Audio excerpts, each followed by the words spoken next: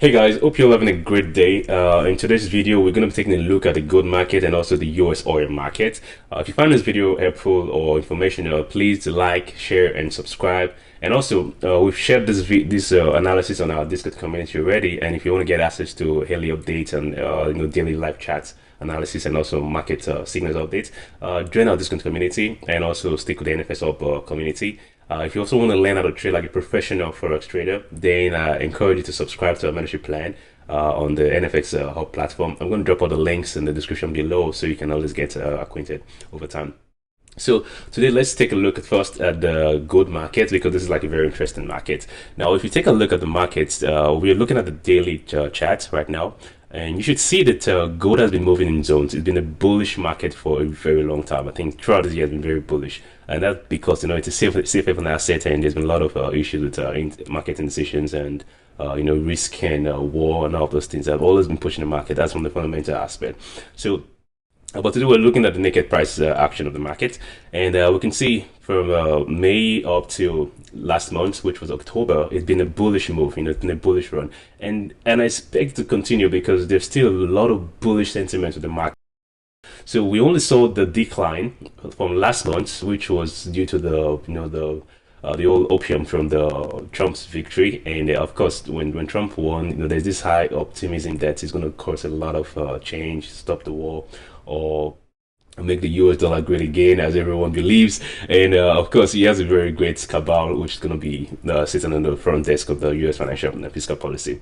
So we are expecting a lot of good stuff to come up next year, but I think it's still not ready. We're not ready for that yet. So the old hope has saw gold decline from 2780 down to 2550. And taking a look at the more technical aspect, when we see our Fibonacci level, we can see that gold declined from this, taking a swing high, swing low, and our swing high. And you can see that the market dropped down to the 50% Fibonacci level. We almost tested a 1% Fibonacci retracement level, but we didn't. I'm still expecting that we should see gold likely test or play around these zones because it's clear that from the look of the market, gold has been moving in this range, and we may likely test back this support at 24.90. So right now, I'm not taking any trade. I'm just waiting and watching and seeing what the market is going to do next.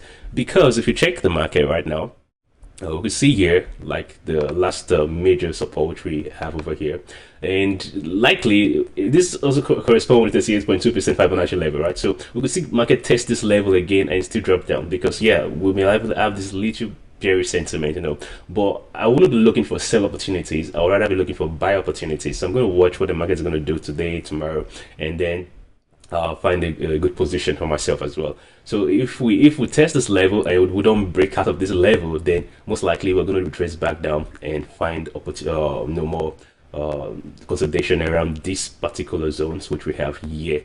So if you're looking for sell opportunities, better you go through the shorter time, maybe like 1 hour or scalping would be cool. But I prefer you wait and find more bullish sentiment and find buy opportunities around this zone, which I believe we're likely going to test and trade with.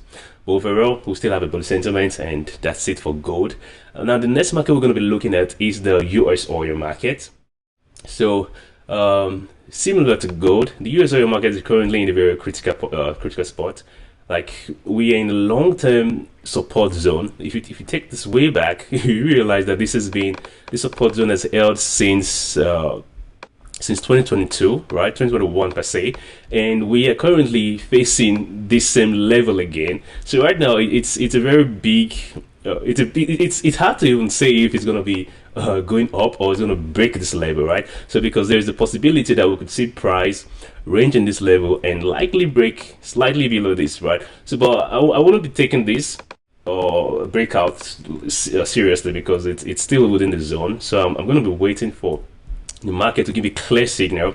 If it's going to be a sell or we're going to start looking for sell opportunities, then we have to wait for price to break completely below 64 US dollar, right? So there we know fully well that okay, yeah, we've broken out of the yearly support zone and we are now looking towards the long-term correction or downtrend, but that's also very unlikely, right? So I'm still very bullish on gold, at least for the near term, next couple of months. We should see more bullish momentum from US oil rather. So for a buy, I'm going to be patient to wait for price to break above 70, right, or 69 thereabout. But 70 will be the best mark for me. So I'll just wait and see what happens right now, because we may likely get this market continue to consolidate for the next couple of days or weeks. It could be, so wait for some very serious bullish momentum. If the market does not break above 70, don't even think of a buy, because this could continue ranging for a long time, or no one knows, so just wait. If it gets buy above 70, then we're going to be taking a buy or look for more buy position, and then we can consider, we can actually think that the market will likely want to test back the long-term descending triangle resistance, right, that we have over here, and that could push price up to 76. So a break above 70, we start looking for more buy opportunities, and put a long-term target, or let's a medium-term target for 76 or 75 around the range, and hopefully we'll even break above that. So, but for a sell, I'm not so certain about a sell. I'm not even looking towards a sell right now, because I don't think we will break this support level. But well, it's the market; anything can happen.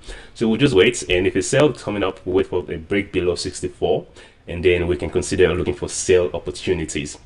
But now, like I said, our market is still very indecisive, and we don't want to be taking trades when the market is indecisive. We want to wait for a clear signal and a clear direction of where the market is going to. So guys, that's it for gold and also for the US oil, and I hope you find it interesting. So the last thing I want to talk about is my long-term Bitcoin chart, because it's everyone is currently all Bitcoin run, Bitcoin crazy right now. It's the season, right? It's the bull market season. So for my Bitcoin chart, I'm going to be sharing this, but it's a long-term chart, and I'm going to share another chart within the week as the market progresses. So guys, this is my long-term Bitcoin chart. I'm going to go into weekly, and I always use the logarithmic chart for Bitcoin, because Bitcoin is crazy and it never moves in the regular market movement. So now this is my long-term chart, and for my Bitcoin chart, you can clearly see that I don't use the regular analysis. I use more of behavior chart analysis on Bitcoin. So we can see the long-term outlook on Bitcoin from way back 2010, from the beginning, where I did this chart as a long-term guide for everything I'm going to do in the Bitcoin chart.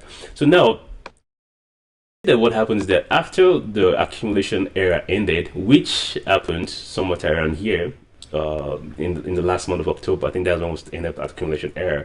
It is very similar to what we had here in the last rally. In the last rally, we saw the accumulation zone, right? We broke out from the last all-time high exactly about how many days?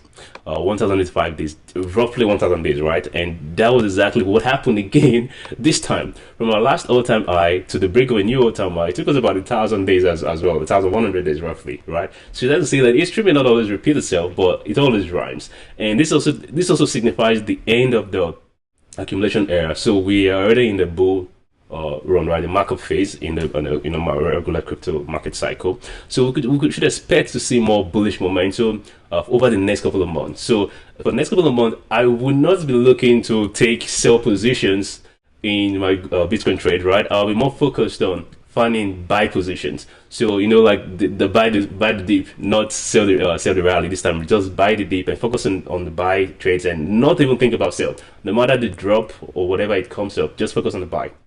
And the same thing, I'm expecting we could see this bull run last for another this should be like 329 days I did here, right? So I'm expecting the same thing from the end of the accumulation era to the likely the next bull peak of the bull run. So that should put us in by roughly next year October. So from now to next year October, we should see Bitcoin trends like higher highs. So guys, always look for buy opportunities. Focus more on the buy opportunities and not the sell signals. That's where you're always in the safe zone. So if you love this chat, guys, if you love our analysis, if you want to copy this chat as well, I'm going to share all the links in the description below. And like I said, if you want to learn how to trade like this, make analysis like this, then subscribe to our mentorship plan on nfxhub.com, and also join our Discord community, because that's where I'm going to be more active, sharing my insights, sharing my analysis, and also you get to interact with other Forex traders, which I believe will going to be very helpful for you to build your Forex trading career, and also get a thought perspective to every analysis you're going to be taking. So guys, if you like, subscribe and share, and see you all next week for next weekly analysis. Cheers.